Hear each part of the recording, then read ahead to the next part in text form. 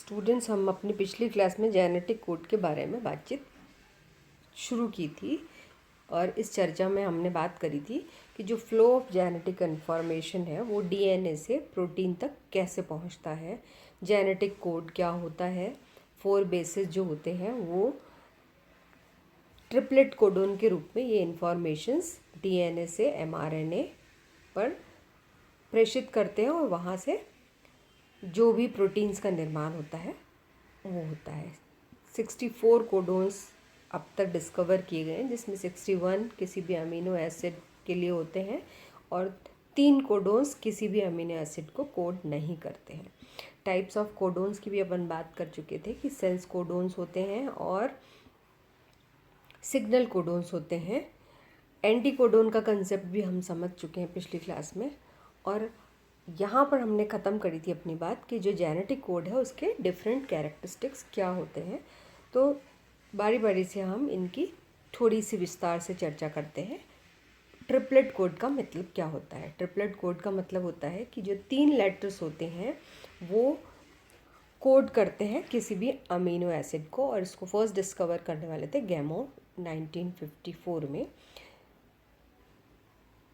जो present genetic code का concept है, कोडोन होता है, उसमें एक कोडोन एक स्पेसिफिक अमीनो एसिड को कोड करता है। पॉलीपेप्टाइड चेन में बहुत सारे अमीनो एसिड्स होते हैं इस तरीके के, तो जो एक कोडोन होता है वो एक अमीनो एसिड के लिए निश्चित होता है, और ये जो कोडोन होता है वो 3 नाइट्रोजनस बेसिस से मिलके बना होता है, जो कि एमआरएनए पे अपनी सूचनाएं प्रेषित करता है। फर्स्ट एक्सपेरिमेंटल एविडेंस जो इसका आया था कि कंसेप्ट ऑफ ट्रिपलेट कोड जो है वो होता है, क्रिक और कोवर्कर्स ने इसकी डिस्कवरी की थी बैक्टीरियोफेजेस में। सेकेंड जो कैरेक्टरिस्टिक होता है वो है कोड इज डीजेनरेट। जब पर्टिकुलर अमीनो एसिड एक से अधिक अमीनो एसिड को कोड कर, एक पर्टिकुलर जो अमीनो एसिड है वो एक से अधिक कोडोन के द्वारा कोड होता है, तो ये जो प्रोसेस होता है इसको कहते हैं डीजेनरेट प्रोसेस। एग्जाम्पल इसका है कि ट्रिप्टोफेन और मिथियोनिन जो होती है अमीनो एसिड, उसके अलावा इन दोनों जो अमीनो एसिड्स हैं उनको सिंगल कोडोन ही सूचित करते हैं, और बाकी जो 18 अमीनो एसिड्स हैं उनके लिए एक से अधिक कोडोन होते हैं। एक से अधिक कोडोन के रूप में ये सूचनाएं आगे जाती हैं। कोड ऑफ डीजेनरेसी जो होता है वो 2 प्रकार के हो सकते हैं। एक होता है पार्शियल डीजेनरेसी। पार्शियल डीजेनरेसी में क्या होता है कि जो पहले 2 न्यूक्लियोटाइड्स होते हैं वो अकेले होते हैं, जैसे कि CU एंड CUC, ये ल्यूसीन जो अमीनो एसिड है उसको कोड करता है ये कोडोन, लेकिन जो CU है, फर्स्ट 2 लेटर्स ऑफ न्यूक्लियोटाइड्स हैं वो आइडेंटिकल होते हैं, और तीसरा जो होता है वो डिफरेंट होता है, और ये डीजेनरेट कोडोन्स में डिफरेंट CU और CUC, इसमें जो लास्ट लेटर है U वो C से रिप्लेस हो जाता है, और ये दोनों ही कोडोन क्या करते हैं, ल्यूसीन को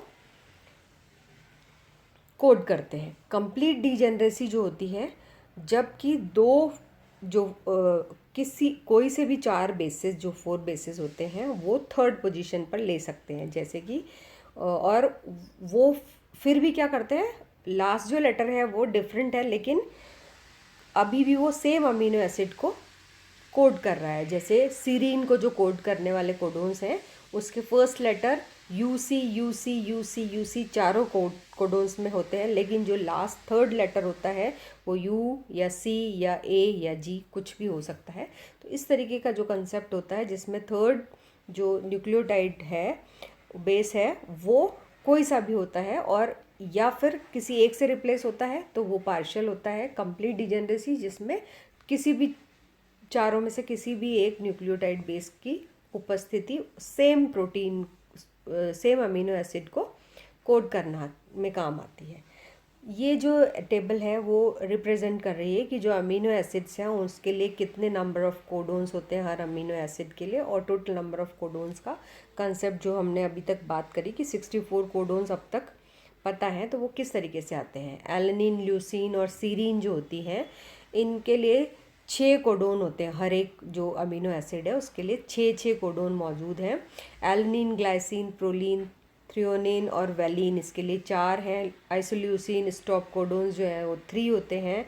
और asparagine, aspartic acid, cysteine, glutamic acid, histidine, lysine, phenylalanine, tyrosine, इसके लिए हर एक के लिए 2 तरीके के कोडोन्स मौजूद होते हैं। मिथियोनिन और ट्रिप्टोफेन, जैसा हम पहले बात कर चुके हैं कि इनमें डिजेनरेसी नहीं पाई जाती है, सिर्फ एक कोडोन होता है जो इन दोनों अमीनो एसिड को कोड करता है। तो जेनेटिक कोड का जो कोड ट्रिपलेट का जो कंसेप्ट है वहाँ पर 64 कोडोन्स होते हैं। थर्ड जो कैरेक्टरिस्टिक होता है कि कोड नॉन ओवरलैपिंग होता है। इसका मतलब कि जो सेम लेटर है वो डिफरेंट कोडोन में यूज़ नहीं आएगा।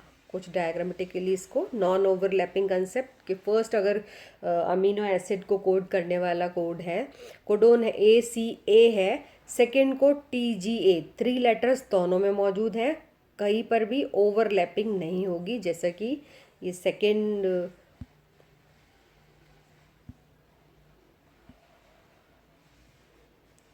यहाँ पर दिखाई दे रहा है आपको, ये ओवरलैपिंग नहीं होती है, नॉन ओवरलैपिंग कंसेप्ट पाया जाता है। ट्रांसलेशन जब जेनेटिक कोड का mRNA में शुरू होता है तो करेक्ट पॉइंट पे ही होता है और कोई ओवरलैपिंग कोडोन्स नहीं होते हैं। लेकिन बैक्टीरियोफेज में इस तरीके की ओवरलैपिंग कोडोन्स और जीन्स पाए गए हैं और इसको डिस्कवर करने वाले थे बेरिल कोवर्कर्स, सैंगर एटल 1976-77 में इन्होंने इस तरीके की डिस्कवरी करी थी। लेकिन जनरली नॉन ओवरलैपिंग कंसेप्ट होता है। कोड कॉमालेस होते हैं, कोई पंक्चुएशन या कॉमा नहीं होता है 2 कोडोन्स के बीच में।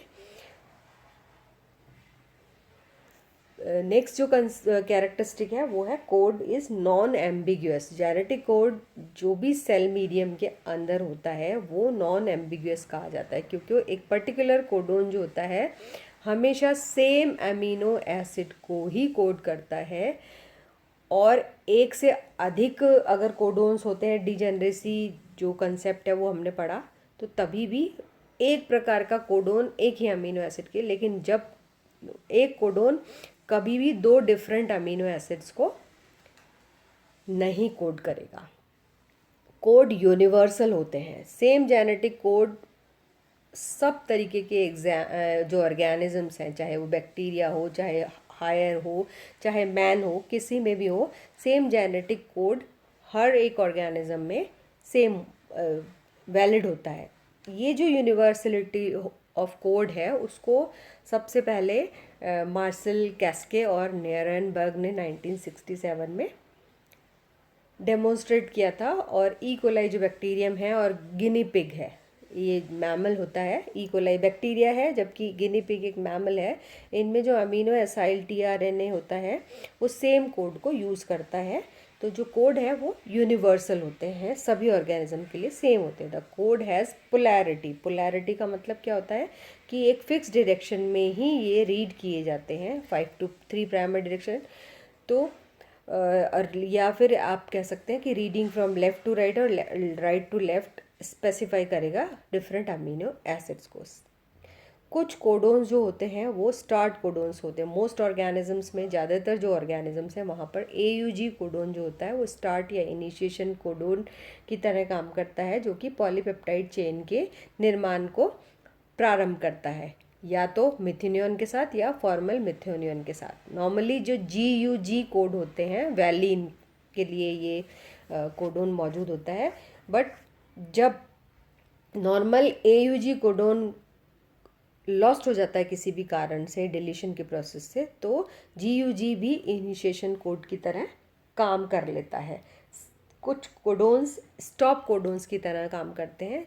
इनके एग्जाम्पल हैं UAG, UAA और UGA। ये 3 तरीके के कोडोन्स हैं जो कि चेन टर्मिनेशन को या रोकने वाले कोडोन्स के बतौर आइडेंटिफाई किए गए हैं। ये किसी भी अमीनो एसिड को कोड नहीं करते हैं। इनिशिएशन एंड टर्मिनेशन कोड क्या होता है? जब जेनेटिक मैसेज रीड किया जाता है रीडिंग फ्रेम में, तो हर जगह पे एक स्पेसिफिक स्टार्ट और स्टॉप सिग्नल उस प्रोटीन सिंथेसिस की प्रक्रिया के दौरान पढ़ा जाता होता है। इनिशिएटर और टर्मिनेटर जो कोडोन्स हैं वो सिग्नल्स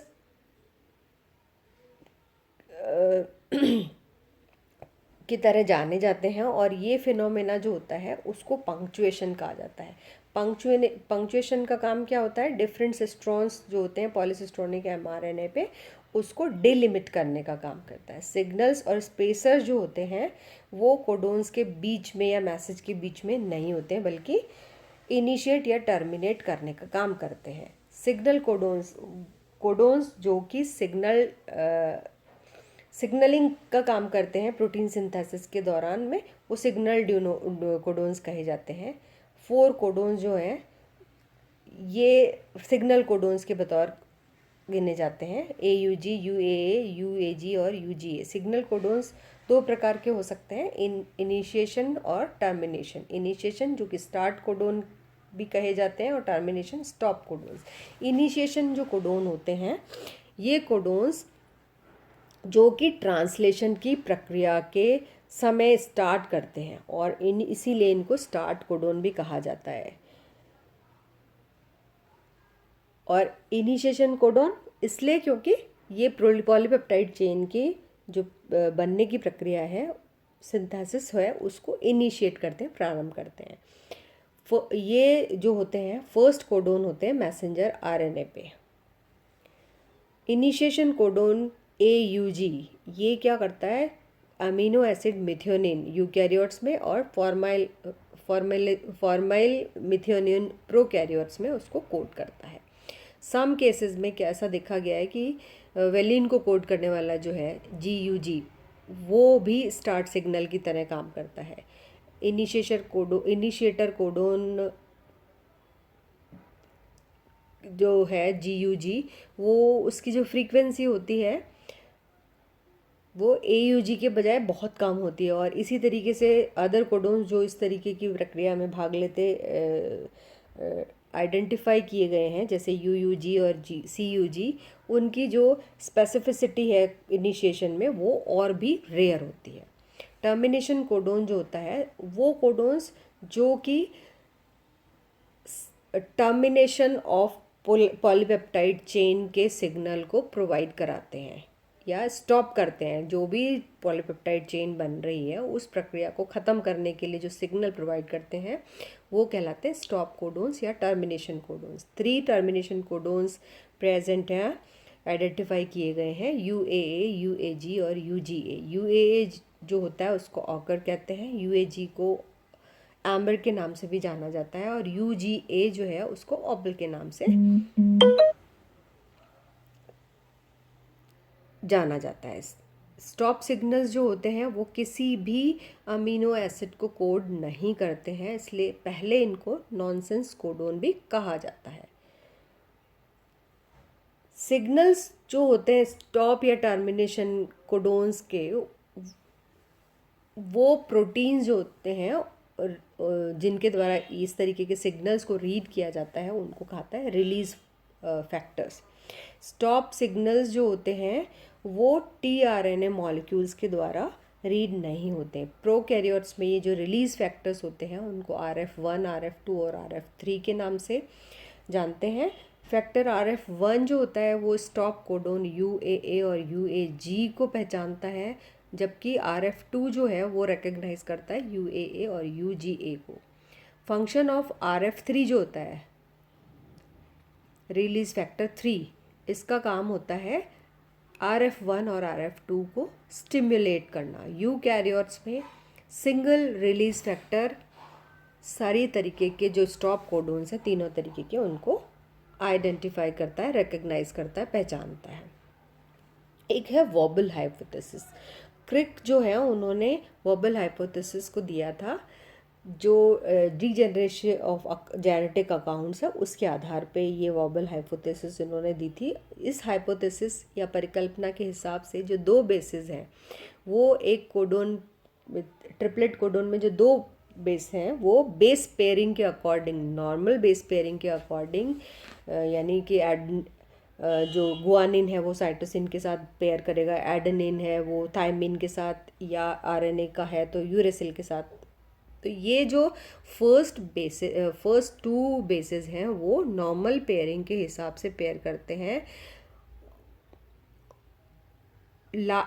एंटीकोडोन के साथ, जबकि जो लास्ट जो बेस होता है, थर्ड पोजीशन पे जो बेस होता है वो एक वॉबल होता है। डायग्रामेटिकली ये दिखाया गया है कि mRNA पे जो CUC कोडोन है वो एंटीकोडोन पे दो नॉर्मल पेयरिंग की तरह चल रहे हैं, और जो वॉबल पेयरिंग होती है उसमें जो बेस पेयर रूल्स है उसको नहीं माना जाता है। वॉबल हाइपोथेसिस जो है वो डीजेनरेसी को एक्सप्लेन करती है।